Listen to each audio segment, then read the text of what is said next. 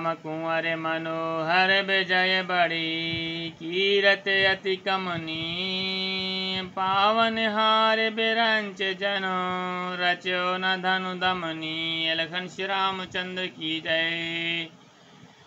जनक जी कहते हैं, परंतु धनुष को तोड़कर मनोहर कन्या बड़ी विजय और अत्यंत सुंदर कीर्ति को पाने वाला मानो ब्रह्मा ने किसी को रचा ही नहीं। कहा हो काहे यह लाभ न भावा, काहु न शंकर चाप चढ़ावा। रहाओ चढ़ाओ अब तूर अब भाई, तिल भर भूम न सके छड़ाई। फिर जनक जी कहते हैं कि कहिए यह लाभ किसको अच्छा नहीं लगता, परंतु किसी ने भी शंकर जी का धनुष नहीं चढ़ाया। अरे भाई, चढ़ाना तो और तोड़ना तो दूर रहा, कोई तिल भर भूमि भी नहीं छुड़ा सका। अब जन को माखे भट मानी, वीर विहीन मही मैं जानी। तजाहो आस निज निज ग्रह जाहु, लिखा न विधि वैदेही विवाहु। अब कोई वीरता का अभिमानी नाराज ना हो। मैंने ज्ञान लिया है, पृथ्वी वीरों से खाली हो गई है। अब आशा छोड़कर अपने अपने घर जाओ। ब्रह्मा ने सीता का विवाह लिखा ही नहीं। सुकृत जाए जो पन पर हरऊ, कुंवर कुमारी रहो का करियो। जो जन त्यों बिनु भट भुव जाई, तो पनु करई हो त्यों न हसाई। यदि प्रण छोड़ता हूँ तो पुण्य जाता है, इसलिए क्या करूँ, कन्याकुमारी ही रहे। यदि मैं जानता कि पृथ्वी वीरों से शून्य है, तो प्रण करके उपहास का पात्र न बनता। जनक बचन सुन सब नर नारी, देखे जनक हई भई दुखारी। माखे लखन कुटल भई भोहे, रद पट पर कत नयन ऋषिरों सोहे। जनक के वचन सुनकर सभी स्त्री पुरुष जानकी जी की ओर देखकर दुखी हुए, परंतु लक्ष्मण जी तमतमा उठे। उनकी भौहें टेढ़ी हो गईं, ओठ फड़कने लगे और नेत्र क्रोध से लाल हो गए। कहि न सकत रघुवीर डर, लगे बचन जनुबान। आए राम पद कमल सुर, बोले गिरा प्रमाण। लखन श्री रामचंद्र की जय। श्री रघुवीर जी के डर से कुछ कह तो सकते नहीं, पर जनक के वचन उन्हें बाण के से लगे। श्री रामचंद्र जी के चरण कमलों में सिर नवा कर वे यथार्थ वचन बोले। रघुवंश माहो जाहे को होई, तहि समाज यस कहे न कोई। कही जनक जस अनुचित बानी, विद्यमान रघुकुल मन जानी।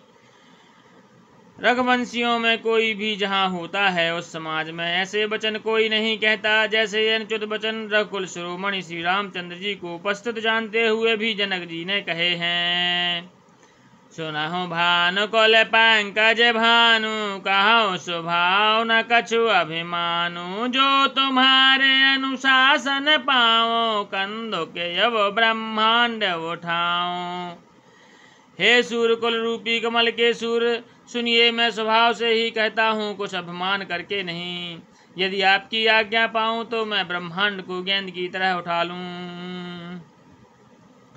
ओ कांचे घट जिम डारों फोरी, सकौं मेरु मूलक जिम तोरी। तब प्रताप महिमा भगवाना, को बापु रूपिना के पुराना। और उसे कच्चे घड़े की तरह फोड़ दूं, मैं सुमेर पर्वत को मूली की तरह तोड़ सकता हूँ। हे भगवान, आपके प्रताप की महिमा से यह बेचारा पुराना धनुष तो कौन चीज है। नाथ जाने यस आयस हो, कौतुक करऊं बिलो कैसो। कमल नालिज में चाप चढ़ावो, जो जन सत प्रमाण लय धावो। ऐसा जानकर हे नाथ, आज्ञा हो तो कुछ खेल करूं। उसे भी देखिए, धनुष को कमल की डंडी की तरह चढ़ाकर उसे 100 योजन तक दौड़ा लिए जाऊंगा। तोरो छत्र के दंड जिमें तब प्रताप बलना, जो न करऊं प्रभु पद शपथ, करि न धरऊं धनुमा बाथ। लखन श्री रामचंद्र की जय। हे नाथ, आपके प्रताप के बल से धनुष को कुकुरमुत्ते की तरह तोड़ दूं। यदि ऐसा ना करूं तो प्रभु के चरणों की शपथ है, फिर मैं धनुष और तरकस को कभी हाथ भी ना लगाऊंगा।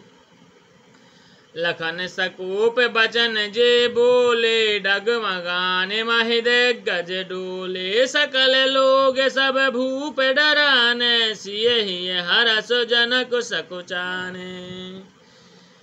ज्यों ही लक्ष्मण जी क्रोध भरे वचन बोले कि पृथ्वी डगमगा उठी और दिशाओं के हाथी कांप गए। सब लोगों और सब राजा डर गए। सीता जी के हृदय में हर्ष हुआ और जनक जी सकुचा गए। अरे गुरु रघुपति सब मुनि मन माहि, मुदत भये पुनि पुनि पुल काही। शयन ही रघुपति लखन निवारे, प्रेम समेत निकट बैठारे।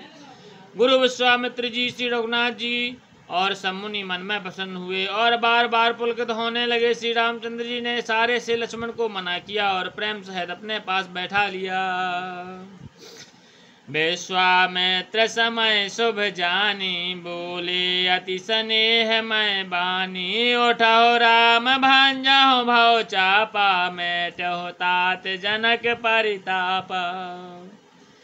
विश्वामित्र जी शुभ समय जानकर अत्यंत प्रेम भरी वाणी बोले, हे राम उठो, शिव जी का धनुष तोड़ो और हे तात जनक जी का संताप मिटाओ।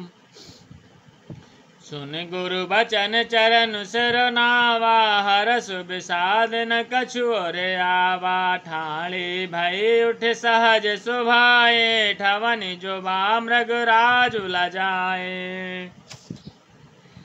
गुरु के वचन सुनकर श्री रामचंद्र जी ने चरणों में सिर नवाया। उनके मन में ना हर्ष हुआ ना विषाद, और वे अपनी एड़ खड़े होने की शान से जवान सिंह को भी लजाते हुए सहज स्वभाव से ही उठ खड़े हुए।